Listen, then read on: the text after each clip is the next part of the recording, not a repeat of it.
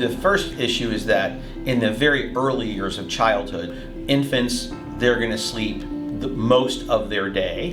And then as you develop and as your brain is developing, your amount of total sleep per 24 hours is of course going to reduce. Your sleep patterns are going to be a little bit different. Children are going to still need naps, usually up to 4 or 5 years old, and we think naps play a very strong role in both brain development and behavior development, and that's what's going on with these children as they need all this sleep. They're developing their brains, developing memories. The really big focus for most of the time with children is going to be both structure and habits, and then having good behaviors as it relates to what are the standard ways the child goes to sleep.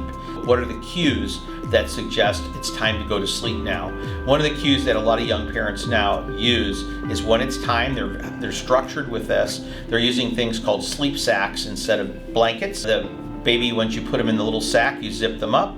They have their arms out. It's basically a blanket that they're wearing. Part of this is for safety in the current mode of thinking, and that's the signal to the child it's time to go. Let's go. We're going to take you in your room. It's time to go to bed. So I think those habits. As we get then into adolescence, your sleep cycle tends to become more delayed. Children want to go to bed later and get up later. Adolescence, teenage years, college years. This is one of the biologically the issue of delayed school start times for the adolescent, the high school children. There's a basis for that scientifically. Then once you get into adulthood, you get into the more standard data of approximately 7.5 to 7 hours, 45 minutes is the median or average amount of time people need to be in bed, but there's ranges on both ends of that, from below 6 hours a night needed to over 9 hours.